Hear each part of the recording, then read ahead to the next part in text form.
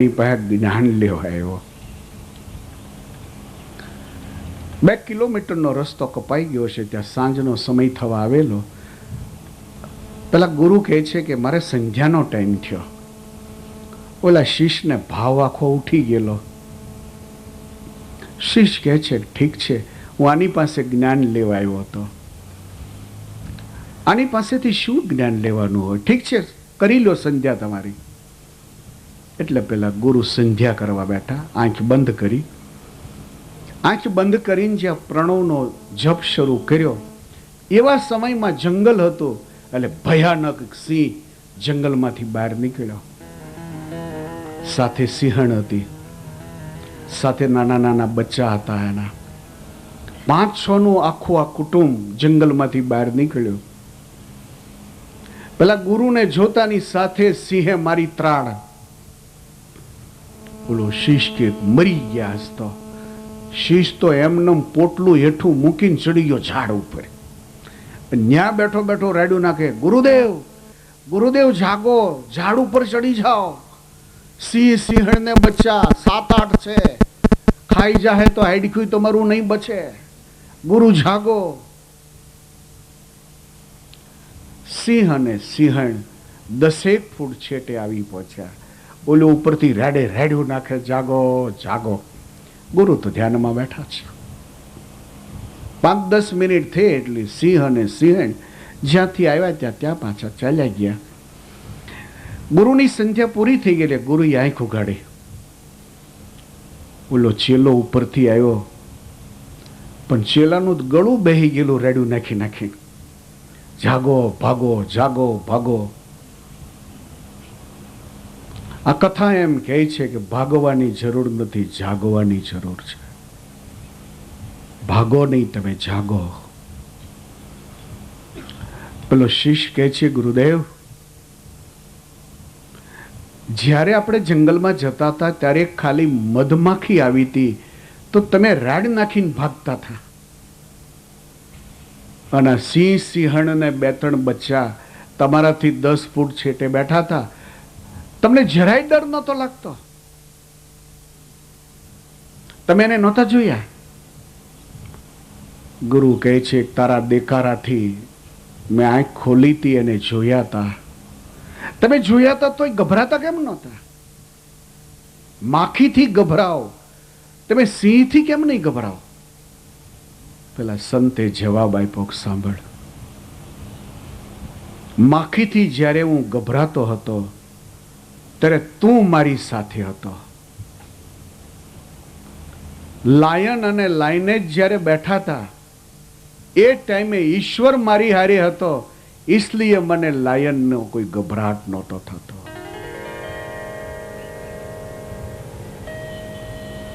શિષ્યને જવાબ આપ્યો કે જ્યારે માખી કરડવા આવી હતી ત્યારે મારી સાથે તું હતો,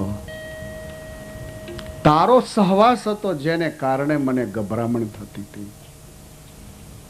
પણ લાયન જ્યારે બેઠો હતો ત્યારે હું ઈશ્વરના ધ્યાનમાં હતો, એટલે મને મહેસૂસ થતું હતું કે વિથ ગોડ મારી સાથે ભગવાન છે, અને ભગવાન મારી સાથે છે એવો ભાવ હતો, જેને કારણે મને સિંહ કે સિંહણનો ભય લાગતો નહોતો।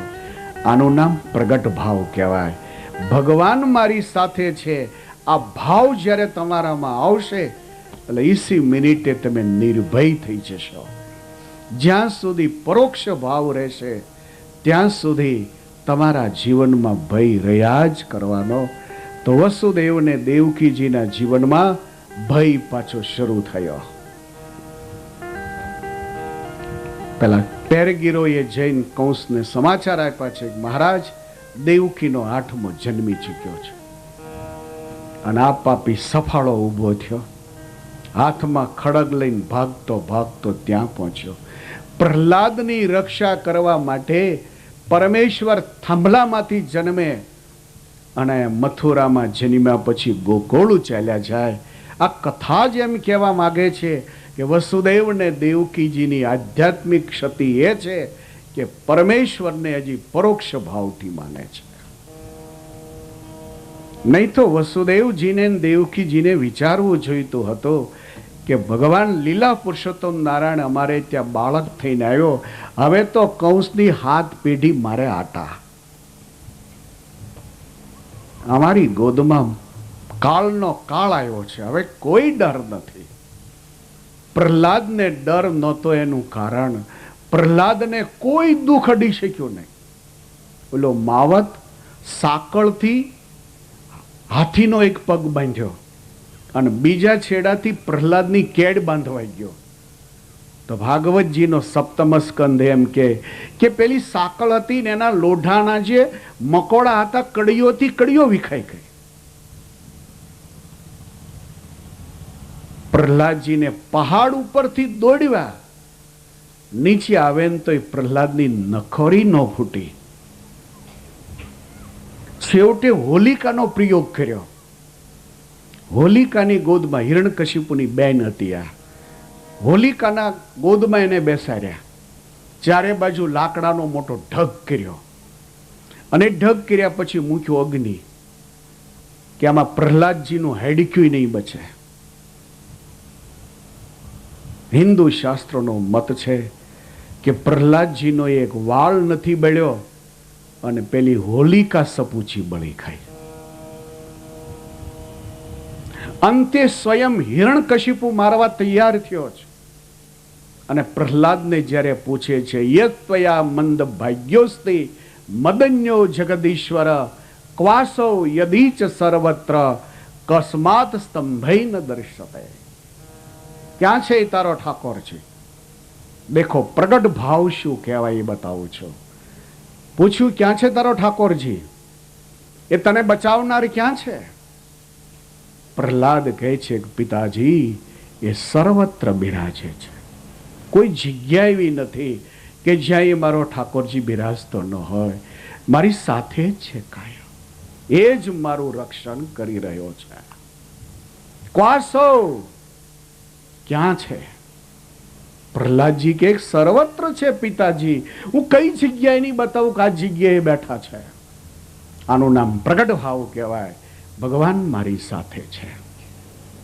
પછી મૂર્તિ શરીરે હોય કે મનુષ્ય શરીરે હોય, ધાતુ શરીરે હોય કે પછી પાષાણ શરીરે હોય, ચિત્ર પ્રતિમાને શરીરે હોય કે પછી દોરેલા રેતીના પ્રભુ હોય, એને મૂર્તિ મન ભગવાન સમજો તમે. એનું નામ પ્રગટ ભાવ કહેવાય. ભાગવતે સપ્તમ સ્કંદમાં શીખવાડ્યો તો આ ભાવ, પણ યાદ ન રહ્યો આપણને. તો પ્રહલાદજીને કહે છે ક્યાં છે? તો સર્વમાં છે. તો કસ્મા સ્તંભે ન દર્શતે. આ સામે કોલમમાં કેમ નથી દેખાતો મને? પ્રહલાદજી કહે છે પિતાજી તમારી આંખમાં અભિમાનના પડદા છે એટલે નથી દેખાતો, બાકી તો એ સ્તંભમાં મને દેખાય છે. આનું નામ પ્રગટ ભાવ. તો પ્રહલાદજીની રક્ષા કરવા માટે ભગવાન મા બાપની રાહ નથી જોતો અને થાંભલામાંથી બહાર આવ્યો. આજ વસુદેવને દેવકી માટે ક્યાં થાંભલામાંથી બહાર આવ્યો? એ આવી ચૂક્યો હતો, મનુષ્ય શરીરે આવી ચૂક્યો હતો. તો ગોકુળ મથુરાથી ક્યાં છેટું હતું? જ્યારે કંસ કારાવાસમાં આવી અને વસુદેવને દેવકીની આગળ દીકરીનું બલિ માગે છે, કનૈયાએ આવી જવું જોઈતું હતું ને. એક ક્વેશ્ચન ઉત્પન્ન થાય કે વસુદેવને દેવકીની રક્ષા માટે ગોકુળથી ભગવાન મથુરા સુધી જો પહોંચી ન શકતા હોય તો જામજોધપુરની ગલીના એક મકાનમાં બેઠો બેઠો રાધે કૃષ્ણ રાધે કૃષ્ણ કોણ સાંભળવાનો છે? મારું શ્રદ્ધા તૂટી જાય, આધ્યાત્મિકતામાંથી વિશ્વાસ તૂટી જશે.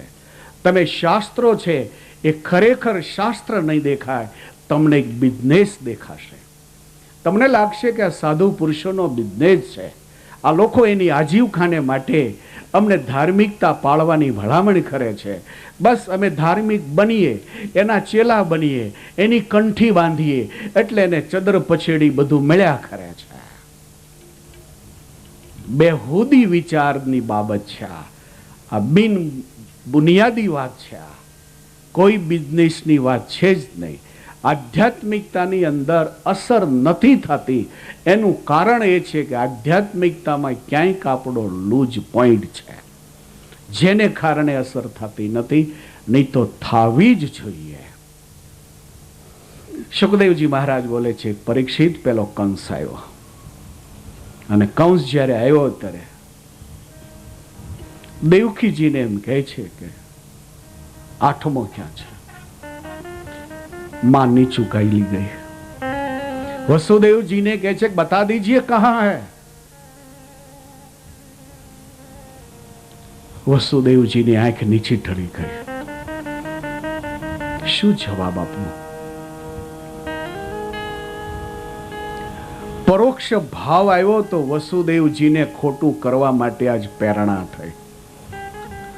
જેણે પ્રતિજ્ઞા લીધી હતી સૂર્યની સાક્ષી એક પુત્રાન સમર્પઈ શેષા, એ પ્રતિજ્ઞા ઉપર છ બાળકના જેણે બલિ ચડાવ્યા હતા, એ પુરુષના હૃદયમાં જ્યારે પરોક્ષ ભાવ આવ્યો તો ભગવાનને ગોકુળમાં મૂકી આવ્યા, નંદ મહારાજાની દીકરીને લાવ્યા. અને હવે કંસને એમ કહે છે કે આ દીકરી છે એ મારું 8મું બાળક છે. અત્યાર સુધી સત્યની જેણે આહુતિ આપી, તો પછી પહેલેથી જ અક્રૂર તો કેટલી વાર કહેતા હતા. જ્યારે જ્યારે પેલો ખીચડો આપવા જેલનો અધિકારી આવતો કર્મચારી, તો સુરસેન મહારાજના મુખ્યમંત્રી અક્રૂરજી હતા, અને સુરસેન મહારાજના રાજકુમાર વસુદેવજી થાય, તો પોતાના મહારાજાના રાજકુમાર એને છોડાવવા માટે અક્રૂરજીએ કેટલીય વાર પેલા કર્મચારી હારે કહેવરાયું કે વસુદેવ, હું તને બધાય રસ્તા કરી આપું, તું કારાવાસમાંથી ભાગી અને બહાર નીકળ, હું સારી વ્યવસ્થા કરું યમુનાજીને પાર લઈ જવા માટે, તને એવી જગ્યાએ મૂકી દઉં કે કંસને ક્યાંય બી પત્તો તારો ન મળે. તારી રોહિણીને મેં ગોકુળ પહોંચાડી દીધી છે. કંસની તાકાત નહોતી કે રોહિણીને રોકી શકાય એમ. કેટલીય વાર અક્રૂરજીએ કહેવરાયું, પણ વસુદેવજી એમ કહેતા કે સત્યની અંદર કોઈ પણ વિકલ્પ હોઈ શકે નહીં. Not variety in the variety એમ કહેવાય છે. વેરાયટી એટલે સત્ય. સત્યની અંદર કોઈ વિવિધતા હોઈ શકે જ નહીં. બાઇબલનું એવું માનવું છે, not variety in the variety. સત્યમાં કોઈ વિવિધતા હોય નહીં, સત્યનો કોઈ વિકલ્પ જ હોય નહીં, સત્યમાં કઈ ઢીલાશ હોય નહીં. તો છ બાળક સુધી જેણે સત્યમાં ઢીલાશ ન અનુભવી, આજે પુરુષ એમ કહે છે કે દેવકીની ગોદમાં દીકરી છે મારું 8મું બાળક છે. એક નાની એવી ભૂલ 11 વર્ષ સુધી નડવાની. હવે એક નાની એવી ભૂલ. શાસ્ત્ર ખોટા નથી, આધ્યાત્મિકતા ખોટી નથી, પરમેશ્વર નિર્દય થઈ જતો નથી, પણ ક્યાંક આપણો લૂઝ પોઈન્ટ થાય છે, અને લૂઝ પોઈન્ટ થવાને કારણે કરંટ આવતો નથી. અને ભૂલ સહન કરવાની 11 વર્ષ સુધી આવી. એકવાર એક કાકાને બોમ્બે જવું હતું, હારે એનો બાબો. 13-14 વર્ષની ઉંમર ખરી બાબાની, પણ હાઈટમાં બહુ નીચો, 2.5-3 ફૂટની જ હાઈટ. એટલે પેલા કાકાને એમ થયું કે આખી ટિકિટ લેવા કરતા અડધામાં હાલ છે.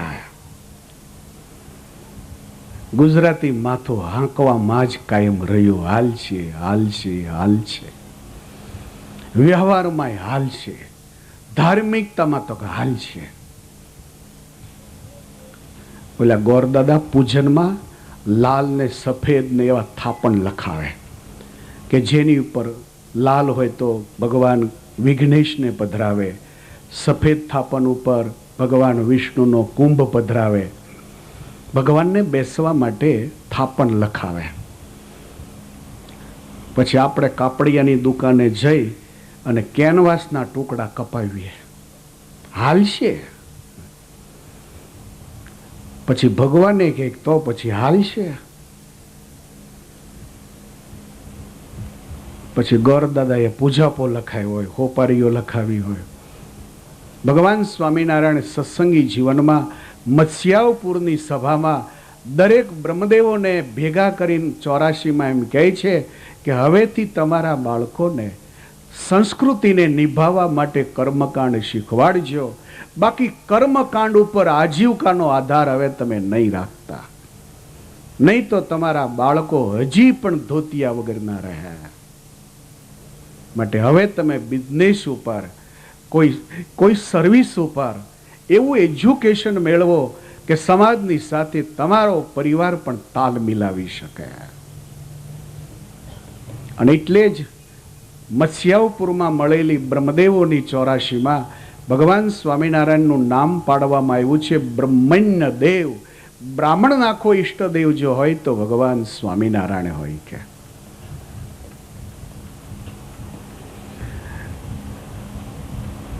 પેલા કાકાને જવું એટલે પેલા કાકાને એમ લાગ્યું કે અડધી ટિકિટમાં હાલ છે.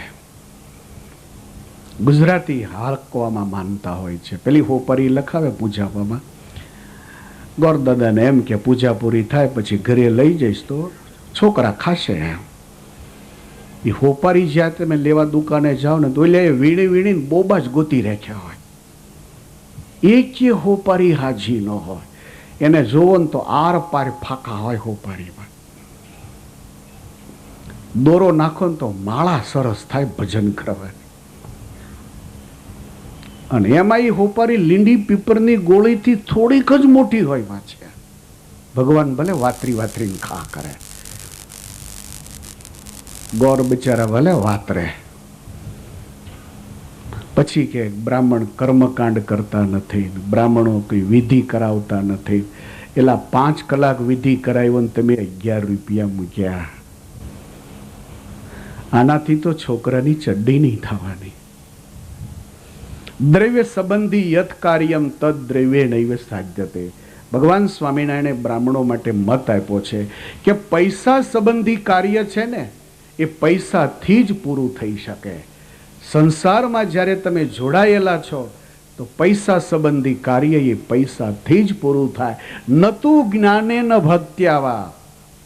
એ જ્ઞાનથી વ્યવહારનું કાર્ય પૂરું નહીં થાય, જ્ઞાનથી તો આધ્યાત્મિક કાર્ય પૂરું થાય. સંસારનું કાર્ય તો પૈસાથી પૂરું થાય. એટલે આપણામાં હાંકવાની પ્રથા, એમ કહેશો હાલશે વાંધો નહીં તમતારે, હાલશે વાંધો નહીં તમતારે. વિધિમાં તમે જોવો ને તો બધું હાંકતા જ હોય. મંત્રમાં બોલાય કર્ણિકારય સ્થલાર વિંદય શતપત્રે ચંપકાદ્યૈ મલ્લતી માલતી બિચ્ચ પૂજયામિ વૃષાત્મજ પુષ્પમાલામ સમર્પયામિ. ભગવાનને માળા જ્યારે અર્પણ કરવાનો મંત્ર બોલાય ત્યારે કર્ણિકારય સ્થલાર વિંદય શતપત્રે ચંપકાદ્યૈ મોગરો ગુલાબ ને એવા નામ મંત્રમાં બોલાય. અને આપણે સોંઘામાં સોંઘી ઓલી સસ્તી માળા હોય ને હાવ ટગરાની, એ ટગરાની લાવીને બેઠા હોઈએ. 4 આંગળે એક ફૂલ હોય, 4 આંગળે. અને એમાં 2-3 હારે લાવ્યા ને તો ગૂંચવાઈ ગયું હોય. છૂટું પાડવામાં 10 મિનિટ થાય પાછી. મારો અનુભવ કહું છું. ઘણી વાર એવા ભક્તો માળા લાવે 4-5 ભેગી હોય ને બધું ગૂંચવાય પછી તો એવી જુદું પાડે બિચારો, પડે જુદું. એટલે વ્યવસ્થાપક રાડ્યું નાખતા હોય, જલ્દી એક બાજુ ખસો, જલ્દી એક બાજુ ખસો. છગનભાઈ ના અવાજ દે, મગનભાઈ પડા છગનભાઈ નું છૂટું નહીં પડતું.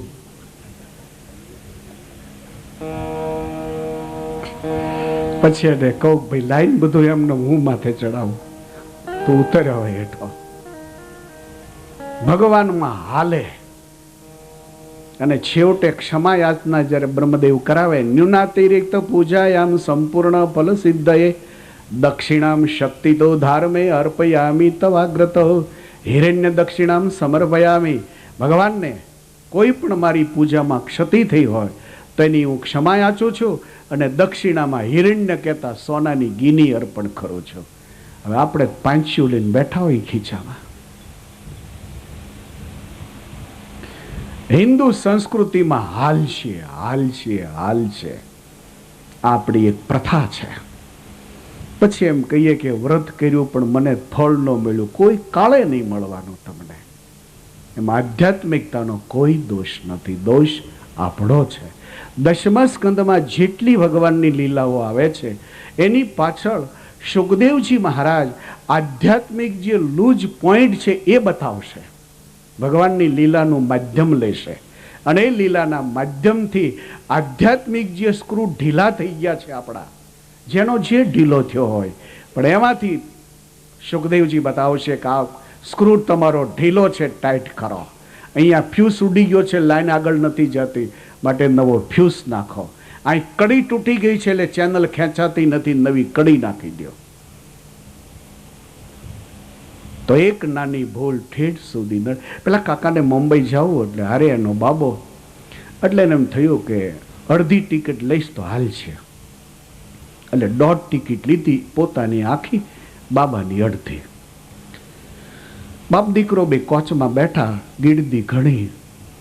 પેલા કાકાને એમ થયું કે ટીટી ચેક કરવા આવે અને કદાચ એને ડાઉટ જાય ને બાબાને એમ પૂછે કેટલા વર્ષ, અને જો આ 14 વર્ષ કહી દેશે ને તો એક તો દંડ થાય અને ટિકિટ આખી લેવી પડશે, એટલે એને ભણાવી દઉં.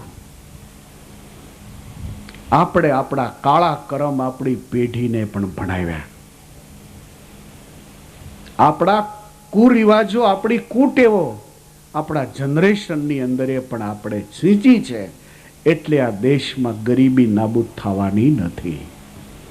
પછી વાંક નીકળે છે ધાર્મિકતાનો કે આ દેશમાં સંતો એટલા, આ દેશમાં કથાઓ એટલી થાય, આ દેશના લોકો ધાર્મિક કહેવાય છે, છતાં દેશ ગરીબ છે હાવ. પણ શું કરે એમાં? તમે કપડાં તો બધા પહેર્યા પણ લહેંગો જ પહેરવો હાવ ભૂલી જાઓ, એમાં બીજાનો શું વાંક છે? એટલે પેલા કાકાને એમ લાગ્યું કે આને ભણાવી દઉં બરાબર. એટલે પેલા છોકરાને કે ટીટી હમણાં ચેક કરવા આવશે અને કદાચ તને પૂછે કે તારી ઉંમર કેટલા વર્ષની થઈ, ત્યાં તો ઓલું છોકરું વચ્ચે બોલી ગયું, ઉતાવળું હતું એટલે કહી દે 14 વર્ષ થયા. પેલા કાકા કઈ 14 નહીં કહેવા, નહીં 14 જ થયા છે, મને બરાબર ખબર છે. સાંભળ, 14 નહીં કહેવાના, તારી મેં અડધી ટિકિટ લીધી છે. જો તું 14 કે તો આખી ટિકિટ તારી લેવી પડે, પ્લસ દંડ થાય. માટે તારે એમ કહેવાનું કે મારા 9 વર્ષ થયા. શું કહેવાનું? 9 વર્ષ. ભૂલીશ નહીં ને? નહીં ભૂલો. કેટલા વર્ષ કહેવાના? 9 વર્ષ. જનરેશનને તમે ગોખાવીને ખોટું બોલવાની ફરજ પાડી. હવે આશા રાખો કે આપણા પાછળની પેઢી હારી થાય, ધાર્મિક થાય. હવે આપણી પ્રજા આપણા પગ દાબે ને, આપણી કેડ દાબે ને, આપણને દવા લાવી દે ને, માથું દાબે, ગળા દાબવાની. હવે તો એ માથું નહીં દાબવાની, કેડ નહીં દાબવાની, એ ગળું દાબવાની. હવે તમે જ એને ખોટું શીખવાડ્યું છે, તમે જ એને ગોખાવીને ખોટું કરાયું છે. આપણે જ શીખવાડ્યું છે કે મરચાની અંદર શીંગનો ભૂકો રંગીન હાલે. આપણે જ શીખવાડ્યું છે ને તેલમાં ઈરડિયું હાલે, પેટ્રોલમાં ગેસ તેલ હાલે. પછી ભગવાનને હાથ જોડીને કહીએ કે હે દયાળુ, હે દયાના સાગર, ભગવાન કે ઓલું ગેસ તેલ તો બંધ કર, ઓલો શીંગનો ભૂકો તો બંધ કર. આ દેશમાં મેડિસિન, દવાઓની અંદર જો ભેળસેળ થતી હોય, આ દેશના બુદ્ધિજીવી લોકો, માસ્ટર ડિગ્રી ધરાવનારા લોકો જો કાંડો સર્જાતા હોય, રામાયણના તો 7 કાંડ, પણ આ ભારતની બુદ્ધિજીવી પ્રજાના કાંડ તો જુઓ. કેલ્ક્યુલેટરમાં આંકડા નોહમાં એવા કાંડ, એકનો જ કાંડ પૂરો થાય ને તો આ દેશનું દેવું ભરાઈ જાય આખો, એવા કાંડ. આ બધા બુદ્ધિજીવી છે, માસ્ટર ડિગ્રીઓ વાળા છે બધા, પરંતુ એને લેસન સાચું નથી મળ્યું. એટલે જ સ્વામિનારાયણ સંપ્રદાયના સાધુઓ ગુરુકુળ ઉપર ઉતરી આવે કે આ મોટા માથામાં જ કઈ સુધારો થાય એમ જ નથી. હવે મોટા માથામાં સુધારો બદલવા પડે એમ છે માથા. ભાગવતે બિડલા માથા. હું તમને બતાવું. ભાગવતજીના 6 સ્કંદમાં કથા આવે છે મનુ મહારાજની. મનુ મહારાજની જે દીકરીઓ છે એમાં પ્રસૂતિ દક્ષને આપ્યા છે. દક્ષને 60 દીકરીઓ થઈ છે. 60માં દાક્ષાયણી ભગવાન ચંદ્રમૌલેશ્વરને પરણાવ્યા છે. ચંદ્રમૌલેશ્વર અને દક્ષને યજ્ઞના નિમિત્તે કજ્યો થયો છે. અને એ કજ્યો જ્યારે થયો છે ત્યારે દક્ષનું માથું કાપી નાખવામાં આવ્યું છે. દક્ષનું માથું કપાઈ ગયા પછી દેવોએ પ્રાર્થના કરી છે. એટલે ભગવાન શંકર યજ્ઞમાં આવ્યા છે અને દક્ષનું માથું બિડલું બોકડાનું લાવીને ચડાવ્યું. બિડલું માથું હજી હાલે છે. માથું હજી શિવાલયમાં પૂજા કર્યા પછી લોકો બોકડાનો અવાજ કરે છે. એ દક્ષને હજી માથું હાલે છે. શિવ પુરાણની અંદર તમે જુઓ, માથું બદલવાની પ્રથા શંકર ભગવાને કરી. ગણપતિ પાર્વતીજી સ્નાન કરે છે, ગણેશ બહાર ઊભા છે. ભગવાન શંકર તપ કરીને આવ્યા. ગણેશ ઓળખતા નથી કે આ મારા પિતાજી છે. ભગવાન ઓળખતા નથી કે આ પાર્વતીજીના પુત્ર છે.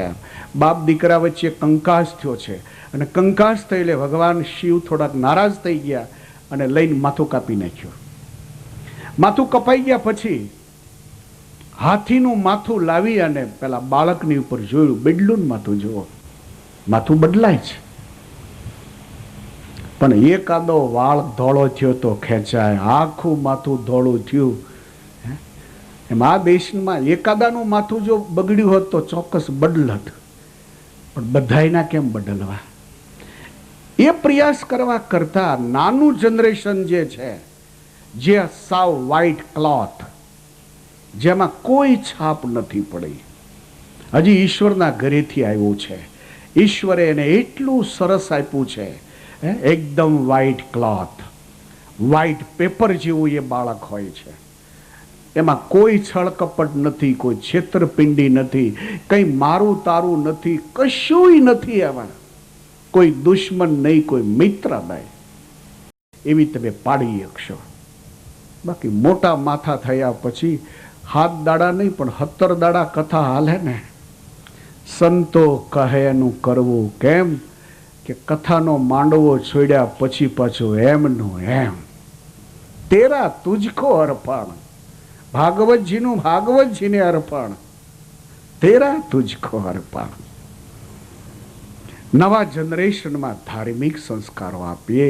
આપણે તો જીવન જીવી ગયા, આપણે તો ગમે એમ કરીને પાર ઉતર્યા, પણ હવેના સમયમાં પાણી દિવસે દિવસે ઊંડું આવશે. માટે આપણા દીકરા દીકરીઓમાં એવા સંસ્કારો આપીએ, એવા આદર્શને બનાવીએ કે આપણે ત્યાં જ ધ્રુવ પ્રહલાદ, આપણે ત્યાં સીતા દ્રૌપદીના દર્શન થાય. પેલા કાકાએ ઓલા છોકરાને બરાબર ભણાવી દીધો. ટ્રેન ચાલુ થઈ, ટીટી ચેક કરવા આવી ગયો. ટીટીએ કંઈ પૂછ્યું નહીં, ચેક કરીને ચાલ્યો ગયો. એમાં નડિયાદ આવ્યું એટલે ટ્રેન ઊભી રહી. એટલે પેલા ફેરિયા નીકળ્યા. ગરમમાં ગરમ ભજીયા, ગરમમાં ગરમ ભજીયા. પેલું છોકરું કે ડેડી ભજીયા ખાવા જ ન ખવાય, હજી ખાઈને જ બેઠા છીએ. 1 કલાકથી નડિયાદ આવતા, ઘડીકમાં ભૂખ્યો થઈ ગયો. પેલું છોકરું કે હું કહી દઈશ. એ કહી દઈશ એટલું કીધું ને એટલે ઊભો થયો તરત. ભજીયાનું પડીકું લઈ આવ્યો. પેલા છોકરે ભજીયા ખાધા. એ નડિયાદથી ટ્રેન ઉપડે એટલે બરોડા આવ્યો. બરોડા ટ્રેન ઊભી રહી. બરોડાનો ચેવડો વખણાય. એટલે એલા ફેરિયા સોલાપુરી ચેવડો, કાજુ નાખેલો ચેવડો, લીલો ચેવડો, મસાલેદાર ચેવડો, ગરમમાં ગરમ ચેવડો. પેલું છોકરું કે ડેડી ચેવડો ખાવો. નહીં ખાવો ચેવડો કે. નાસ્તો કરીને બેઠા હતા, નડિયાદના સ્ટેશનમાં ભજીયા ખાધા, વળી ચેવડો ખાવો છે, ભેજા છાનું બનો. પેલો કે હું કહી દઈશ. એ થયો ઊભો તરત. લોકો વિચાર કરે કે કઈ દેશ નામનો શું મંત્ર છે. ચેવડો લાવ્યો એટલે છોકરું ચેવડો ખાધો. એ સુરત ટ્રેન ઊભી રહી, સુરતની ઘારી વખણાય. એટલે ફેરી આવ્યા, મસાલાદાર ઘારી, ચોખા ઘીની ઘારી, ભેંસના ઘીની ઘારી, માવેદાર ઘારી. પેલો છોકરો કે ડેડી ઘારી ખાવી છે. નહીં ખાવી ઘારી, હવે ખાખા જ કરવાનું. તો હું કહી દઈશ. એ ઘારી લઈ આવ્યો. બાજુમાં બેઠેલા એક સજ્જનથી હવે રહેવાનું નહીં. કે છે કાકા પૂછું, આ કૈદેશ નામનો હું મંત્ર છોકરા ભણે છે કે કૈદેશ એટલું કે તમે ઊભા થાવ છો. પેલા કાકા કે ખાચું કહું, અમદાવાદના સ્ટેશનમાં એક ભૂલ ખાધી છે ને એ બોમ્બેના સેન્ટ્રલ સુધી નડવાની છે મને.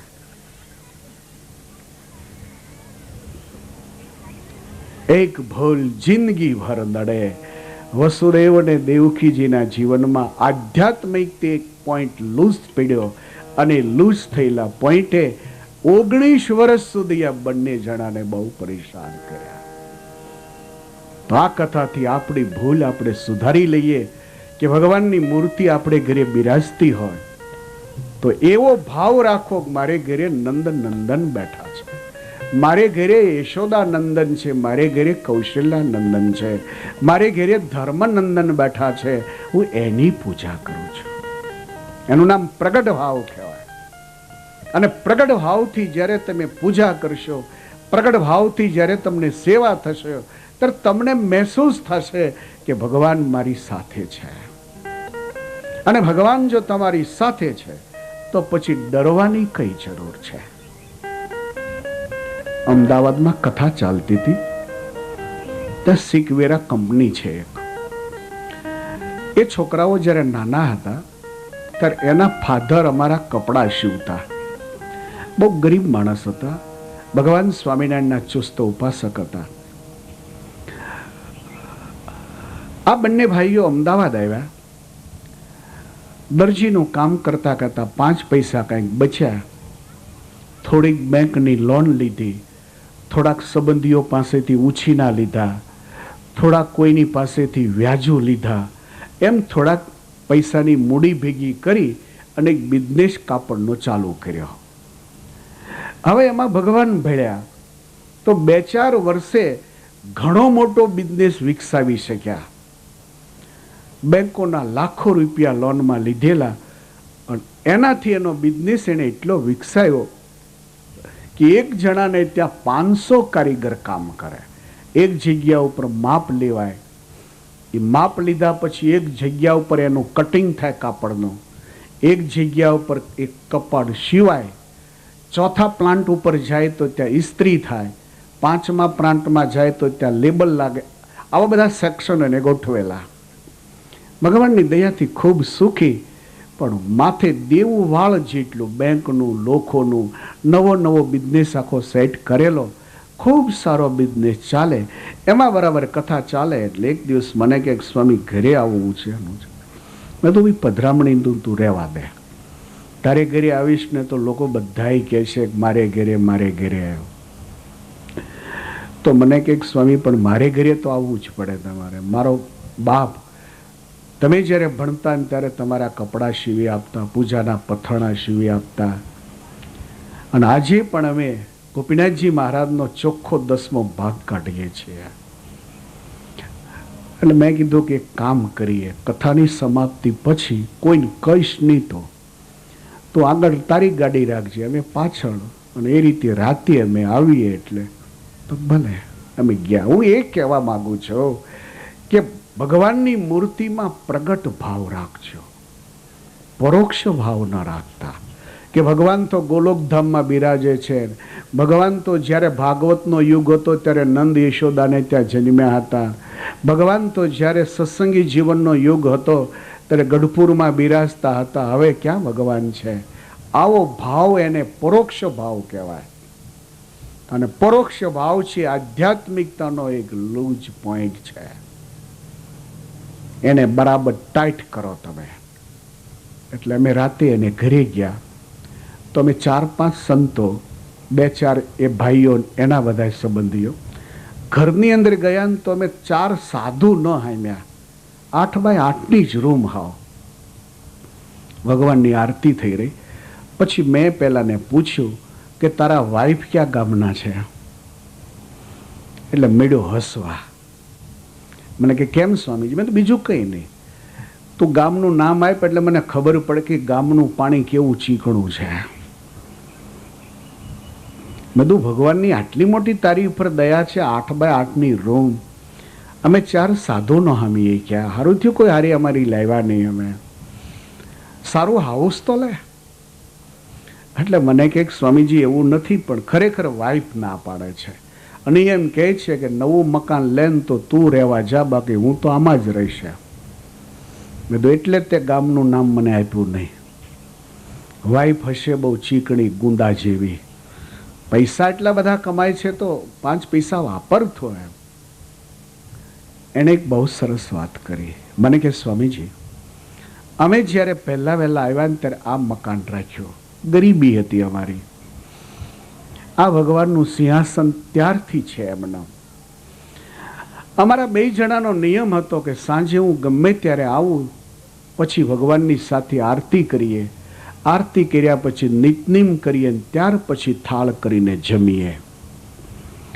સ્વામી, મને મારા બાપે એક લેસન આપ્યું હતું કે ભગવાનની મૂર્તિને મૂર્તિ નહીં સમજવી, મૂર્તિમંત ભગવાન સમજવા. સ્વામી સ્વામિનારાયણ સંપ્રદાયનો આશ્રિત હોવાને નાતે હું આ લેસનને બરાબર મગજમાં ફિટ કરી શક્યો હતો કે પ્રગટ ભાવથી જ પરમેશ્વર સાથે કાયમ રહે છે, પરોક્ષ ભાવથી ભગવાન સાથે રહેતા નથી, એટલે ભય રહ્યા કરે છે. તમે કાયમ ભગવાનની આરતી, પૂજા, થાળ. પછી 2-3 વર્ષ થયા એટલે બેંકના થોડાક દેવા કર્યા, થોડાક સગાના કર્યા, 5-25 લાખ દેવાના કરીને સ્ટોર કર્યો. બહુ સરસ ચાલતો હતો. એમાં બરાબર સાંજના 5 વાગેલા હુલ્લડ શરૂ થયો, એટલે દુકાનો ધડોધડી મળી બંધ થવા. હવે મારે ત્યાં 500 કામદારો, એટલે મેં બધા સેક્શન વિભાગના કામદારોને કીધું કે બધાના કામ સંખેલી અને તમે નીકળી જાઓ, આજ આપણે વહેલી દુકાન વધાવી લઈએ. એટલે દરેક કામદારો મળ્યા ભાગવા. એમાં જ્યાં ઇસ્ત્રી ડિપાર્ટમેન્ટ ચાલતો હતો, એમાં જે 25-30 માણસો કામ કરતા હતા, ઇલેક્ટ્રિક ઇસ્ત્રીઓથી, એમાં એક કામદાર એવો હતો કે પેન્ટ ઉપર ઇસ્ત્રી કરતો હતો, એમને મૂકીને ભાગી ગયો. સ્વિચ ઓફ બી નહીં કરી એને તો. એ બધા કામદારો ગયા એટલે મેં દુકાન વધાવી. હું ઘરે આવ્યો. ઘરે આવીને અમે આરતી કરી ભગવાનની, નિત નિયમ બધા કર્યા, ભગવાનને થાળ કરી, અને અમે જ્યાં જમવા બેઠા ને ત્યાં એક માણસ શ્વાસભેર દોડતો દોડતો આવીને કહે છે, મનસુખ, તારી દુકાન હળગે છે. અને ફાયરનું નામ જ્યાં સાંભળ્યું તો મને સ્વામી બીપી લો થઈ ગયું. હા, મારી વાઈફ બેભાન થઈ ગઈ. મને એમ થયું કે આટલું મોટું દેવું અને આ દુકાન જો હળગી જાય તો અમે 2 જણા વેચાઈ જઈને તો દેવું પૂરું ન થાય. અમે રોડ ઉપર નહીં જીવી રેકવાના. એટલે મેં તો કંઈ ખાધું નહીં ને એમનેમ ચાવ્યું લઈને હું તો ભાગ્યો.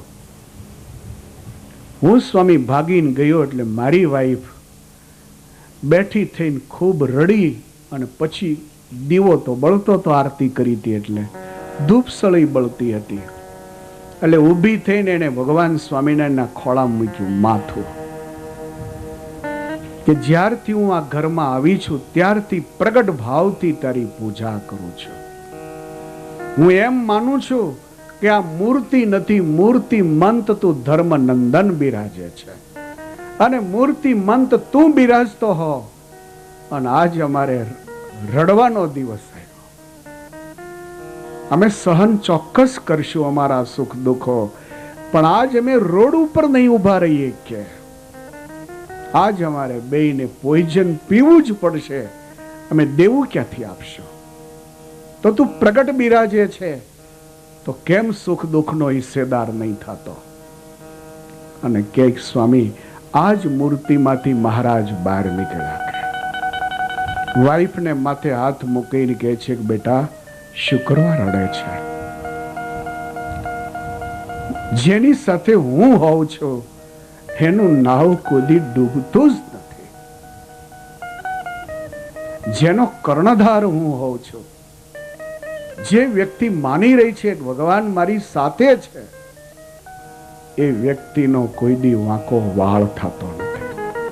તું ગભરાઈશ નહીં. બનનાર હોય છે એ બને છે, પરંતુ એમાં મારો જે હોય છે એને હું બચાવી લેતો હોઉં છું. આટલું કહીને ભગવાન પાછા મૂર્તિમાં અદૃશ્ય થયા.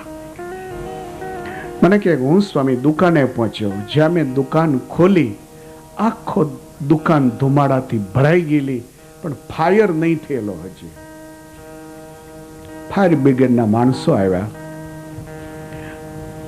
દીવાઓ ચાલુ કર્યા, કોઈ નુકસાની નહીં. ખાલી પેલું જે પેન્ટ હતું એ પેન્ટ બળ્યું, એની નીચે જે કપડ હતું એ બળ્યું, અને એની નીચે ટેબલ હતું એ ટેબલ સળગેલું. બસ નુકસાનીમાં આટલું છે. હું દુકાન બંધ કરીને પાછો ઘરે આવ્યો.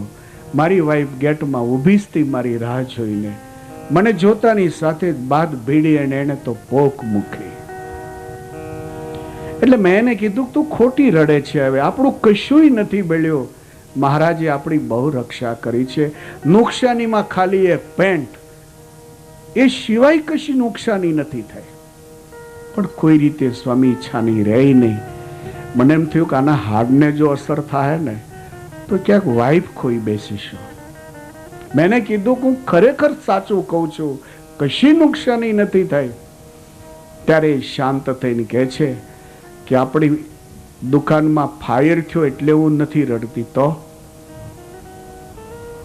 તમે ગયા પછી મેં ભગવાન શ્રી હરિના ચરણમાં માથું મૂક્યું. મેં કીધું કે તું મૂર્તિમંત જો અહીંયા બિરાજતો હો તો પછી અમારા જીવનમાં આટલું મોટું દુઃખ કે દુઃખ અમે સહન કરી લઈએ. તું હપ્તા કરીશ તો સહન કરી લેશું, પણ આ દુઃખ એવું છે કે અમે રોડ ઉપર બી ઊભા નહીં રહી શકીએ. અને એ ટાઈમે આમાંથી મહારાજ બહાર આવ્યા. મને માથે હાથ મૂકીને એમ કીધું કે બેટા, જેનો કર્ણધાર હું હોઉં છું એનું નાવ કોઈ દી ડૂબતું નથી. તમે એમ માનો છો હું સાથે છું, તો પછી હું બી માનું છું કે હું તમારી સાથે છું.